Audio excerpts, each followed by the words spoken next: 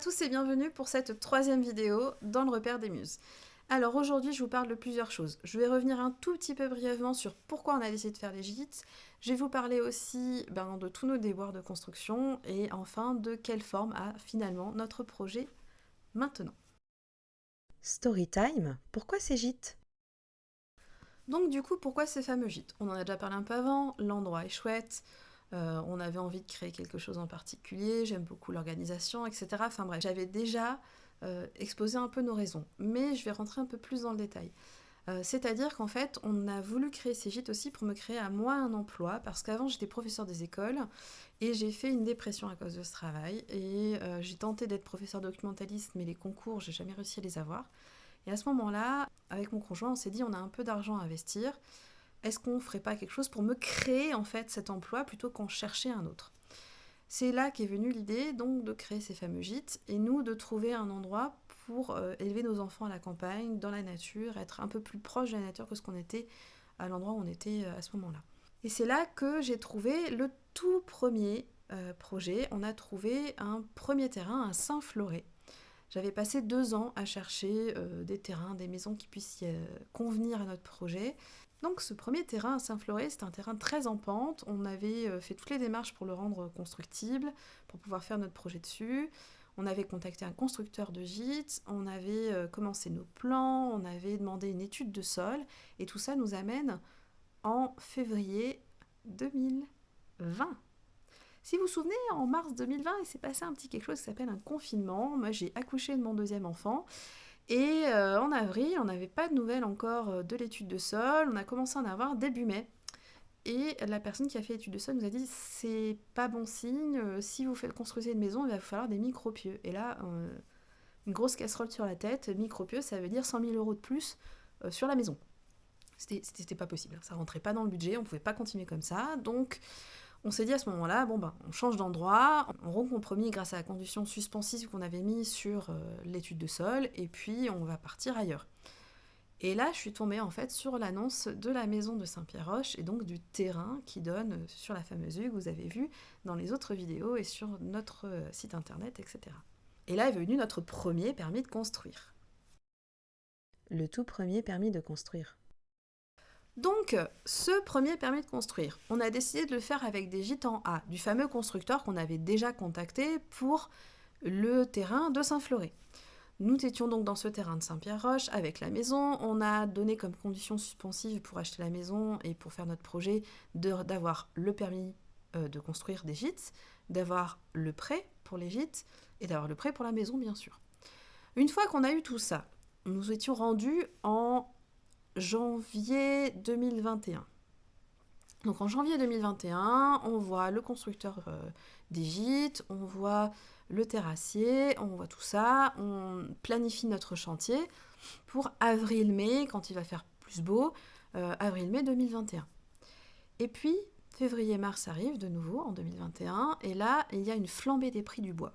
Alors on se dit, ça va pas le faire, et en effet, quand le constructeur revient vers nous, il nous dit, en fait, je peux pas maintenir mes tarifs, donc je suis obligée de les augmenter.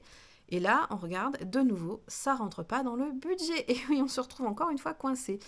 Mais là, tout souci par les gîtes. Et le truc, c'est que là, on avait déjà acheté la maison, on était déjà installé, on avait fini nos travaux, donc bon, on a juste dit, bon, tant pis, on annule le permis de construire. Bien sûr, ce qu'on avait déjà investi, tant pis, quoi. Et on se dit, bon, on va essayer de faire autre chose. À ce moment-là, j'avais un peu l'idée des tiny house, parce que ça faisait un petit moment que je regardais, mais mon conjoint n'était pas convaincu. Il a le droit, je veux dire, c'est un projet qu'on faisait ensemble, donc il fallait qu'on soit d'accord. Du coup, j'ai un peu abandonné l'idée. J'avais quand même fait faire quelques devis, histoire d'avoir un peu une idée de combien ça pouvait coûter. Et puis, on s'est dit, on va faire des petites maisons en dur, donc en parpaing, construction classique. Tant pis, ça prendra plus de temps à construire, mais voilà, ce sera fait comme ça. Et puis finalement, on en est arrivé à ce deuxième permis de construire. Et c'est reparti pour un tour. Donc, après avoir annulé les gîtes en A, on s'est dit, tiens, on va faire des petites maisons. Donc ces fameuses petites maisons, on a dû trouver un maître d'œuvre qui puisse rassembler les artisans qu'il est d'accord pour faire ça, et qu'on puisse tout mettre en place pour avancer. Il a fallu donc refaire un permis de construire de nouveau avec un architecte, parce que le premier c'était déjà le cas, donc il a fallu qu'on rémunère aussi l'architecte, ce qui est normal, et qu'on fasse passer le permis de construire à la mairie de nouveau. Donc on était toujours parti sur nos 5 gîtes, sauf que avec les gîtes en dur, c'était pas possible au final d'en faire 5. On est parti pour en faire 4. Et puis est arrivé le moment où notre permis de construire a été validé. C'était à peu près, je crois, en février-mars 2022. Donc ça faisait déjà 2 ans qu'on avait acheté la maison, quasiment, bientôt, quoi. Donc février-mars 2022, le permis est validé, et le maître d'œuvre se met au travail, il cherche les artisans, il rassemble les devis, on fait l'implantation des gîtes le 15 mai 2022 dans le terrain, et là on reçoit une semaine après les devis.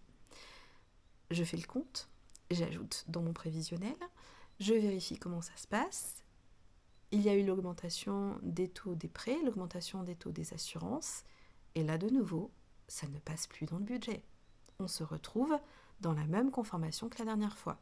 Sauf que là, c'est le 2e permis, c'est le 2e projet, on a mis beaucoup d'argent, on se dit, mais là, qu'est-ce qu'on fait ? Est-ce qu'on continue à perdre de l'argent ? Est-ce qu'on continue notre projet ? Et quand on regarde, en fait, c'est juste pas possible. Si on essaie de construire les 4 maisons, en fait, on est déficitaire. Ça ne marchera pas. Non seulement je ne pourrais pas avoir de métier et d'emploi comme prévu, mais en plus, on perd de l'argent et on risque la banqueroute, en fait. Donc là, il a fallu réfléchir autrement. Il ne faut pas baisser les bras.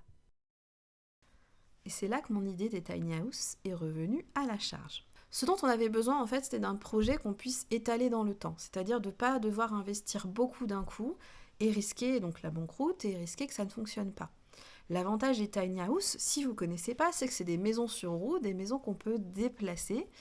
Et du coup, on n'est pas obligé de les construire sur place parce que l'ancien permis de construire, le 2e avec les maisons en dur, on nous a quand même sorti qu'on n'avait qu'à construire une première maison, la louer, puis reconstruire une 2e, sauf qu'une construction, vous le savez, ça dure entre 5 et 6 mois.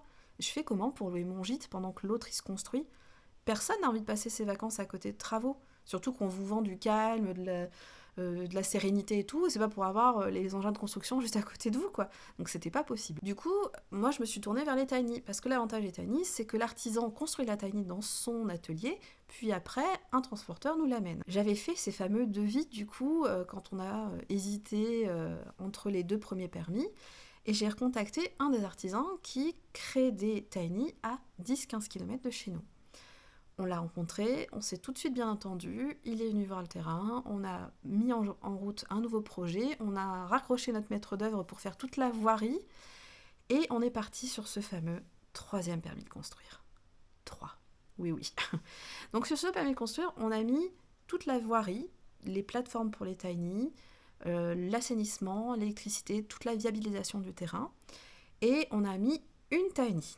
C'est-à-dire qu'on va devoir refaire un permis pour chacune des tiny house. Et oui, malheureusement, le maire a accepté le projet, mais seulement si les tiny sont dans la partie constructible du terrain, donc dans les 3000 m² qui sont figurés sur les plans. Pas de souci, on a décidé du coup de faire une toute première tiny, qui est la tiny Totoro, et puis après, on fera les autres tiny au fur et à mesure. De toute façon, notre constructeur, il est seul, Jimmy, donc lui, il faut bien qu'il prenne 3 à 5 mois pour construire sa tiny avant qu'on puisse la voir sur le terrain et qu'on puisse la terminer une fois qu'elle est là. Du coup, l'avantage, c'est qu'il construit la tiny, on l'amène, on l'installe, et après on finit la décorer. Elle est louable. Pendant qu'il construit la 2e, on loue la première, et la 2e arrive, ainsi de suite. Et après, on fera les suivantes, bien sûr, si tout se passe bien. De quoi on parle la semaine prochaine ? Du coup, la semaine prochaine, je vais vous parler de cette toute première tiny. J'ai hâte, vraiment hâte de pouvoir vous partager les plans, les idées, l'inspiration et surtout de vous dire où ça en est pour la construction. Parce que là, je vais pas tarder à aller voir Jimmy, voir où il en est, j'ai trop hâte. Du coup, je vous dis à très bientôt. Je vous souhaite de passer une super semaine. On se voit mercredi prochain.